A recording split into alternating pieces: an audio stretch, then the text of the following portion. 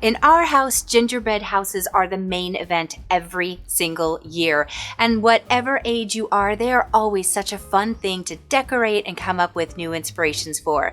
Do you want to know the easiest way to make gingerbreads? So easy, in fact, that I once made 26 houses in less than an hour. Let's go and find out.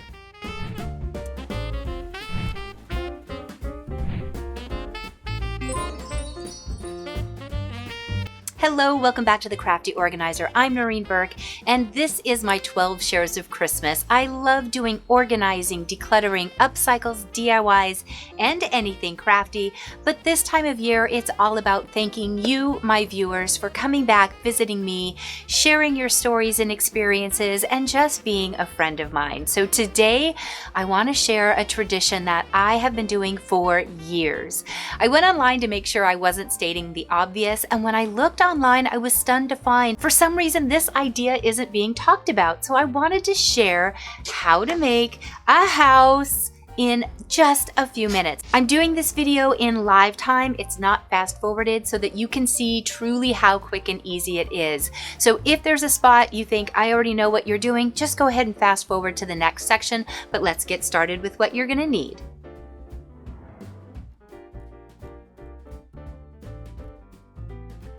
Here's what you'll need for this project. A piping bag really is helpful, but you can use a zipper style food bag if you don't have one. You're going to snip off the corner, and if you have a tip like this, it also makes it helpful only because it makes it more decorative. To put it inside of a bag, I don't even use the attachments anymore. I just fit it in and cut off the very end of my bag and then squeeze it through so it's nice and tight. I'll set that aside and show you how I fill it in a moment, but the other things you'll need are some frosting. If you would like to make your own, go for it. I'm going for easy. Some plates and graham crackers. That is the magic ingredient to make these super easy. Now you will need 6 graham cracker cookies for this project. Now, if you're finding that your graham crackers are broken when you get them out of the package, I just use a little bit of frosting where it's broken. I fuse them back together and just let them sit aside. In about 10 minutes, it will be dry enough that you can still use it as it was previously intended. Here's how I cut these. 2 of the cookies are going to be upright to form the peak of the house. So I'm going to lay out 1 graham cracker so I know where the base should be, and I lay the other one on top so I know how much to cut off. You're basically cutting off a little triangle. So cut off 1 section and do not press down.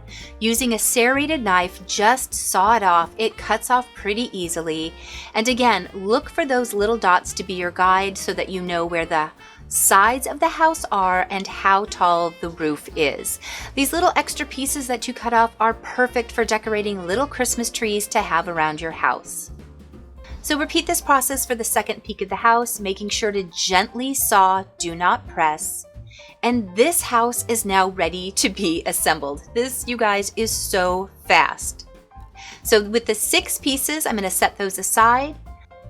Now I'm going to get my frosting ready by setting it inside of a cup, and I just want to make sure it's as open as possible. I've learned through the years that trying to get the frosting inside, I end up getting it on the outside and my hands. I was surprised to find my frosting was green. I'm going to say it so that you could see it on the screen, but actually I just bought the wrong frosting. White is better, but c'est la vie. So once you get it inside, use the flat surface of your knife or a scraper and get it all the way to the tip. This alleviates getting it all over your hands and allows you to get the product out faster. Now just repeatedly fold over the end so that the frosting doesn't come out, and then make 2 tabs and fold it the opposite direction 1 more time. Now with this in the palm of your hand, you're gently going to squeeze and draw an L on your plate. This becomes the base for where your house is going to begin. You're going to pipe the frosting on the end of the house, and now you're going to set it inside of the frosting, and now you can place the peak at the end. I did put it on the wrong end. It should be on the inside. I realized that afterwards, so I'm just sliding the frosting around, so forgive that faux pas. And that first part of the house is done, and you see it's standing on its own.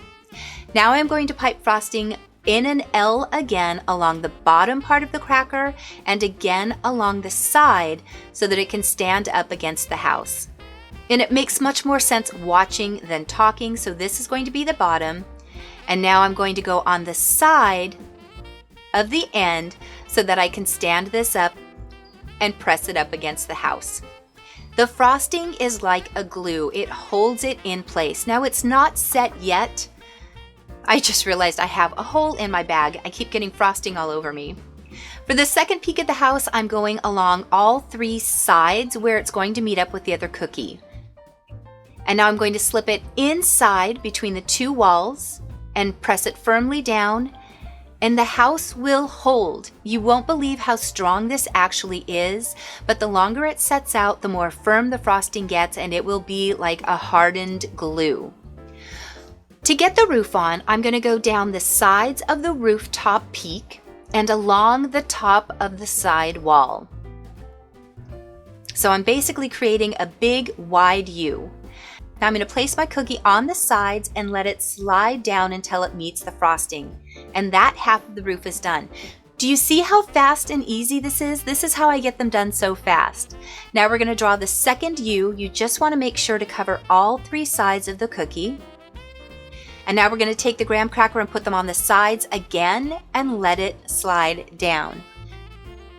Now there is a little hole along the top. I've always opted for this. If you don't want that side, you can cut your graham cracker peaks shorter.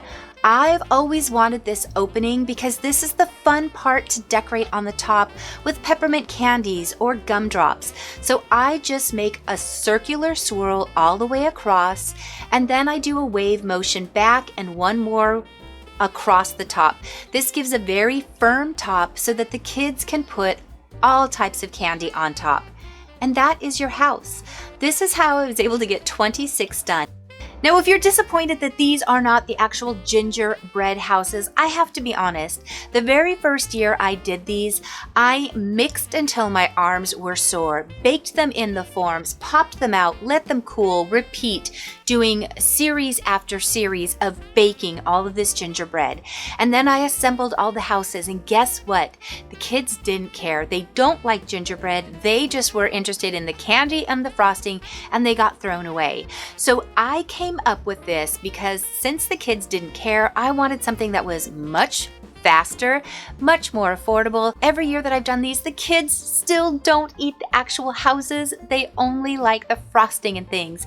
And because they look just as cute and you can get just as decorative, why not save all of that time, energy, ingredients, heat in the kitchen, and just make something that is so easy to get at the grocery store, but still costs pennies per house. And again, I've been doing this since 2004. It's been a yearly tradition with our family to let kids come over and decorate these gingerbread parties, and it has been my children's favorite activity. The fun thing is when you make these and have them around your house, it still smells really good. I never realized how great graham crackers smell. It's not gingerbread, but for the price difference, the time difference, and the amount of energy going into all of that baking, these will be my winner chicken dinner gingerbread houses every single year. I hope you like this idea. If you are doing anything for a church group, a school, your grandkids, nieces, nephews, I promise they will love making these houses. Because we've done it every year, it's become the tradition. I remind them at Halloween, if you're getting Halloween candy, set it aside so you have it to decorate. And we just all share our candy together and have the most fun. So let me know in the comments below if you're going to make one of these. If you do, share pictures. I would love to see what your creations are. You can also do this really pretty if you are a decorator. Pipe on those beautiful intricate designs. Clear coat it with clear spray paint, and you can save these. So I can't wait to see what your creations are. Make sure you're subscribed so you know when the next video goes up for the 12 shares of Christmas. Thank you to my patrons who let me make these videos, and thank you to you for stopping by. I'll see you guys tomorrow. Bye.